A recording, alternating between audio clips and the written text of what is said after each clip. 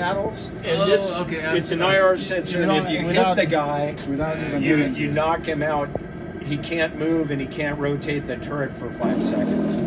So it's kind of counted as a kill. Yeah, yeah. Right now I've disabled the pellets. I can shoot. So I can enable the pellets, and this will count if the other tank had an infrared. It would hit him without the pellets. So you can have a battle just with infrared. Okay. That's pretty cool.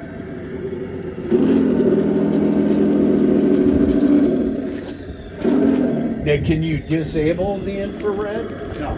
That's, Okay. that's plugged in. It's fine. It's on all the time. Push NRC. And the turret turns what, 330 degrees? 320, yeah. 320. Well, tank room for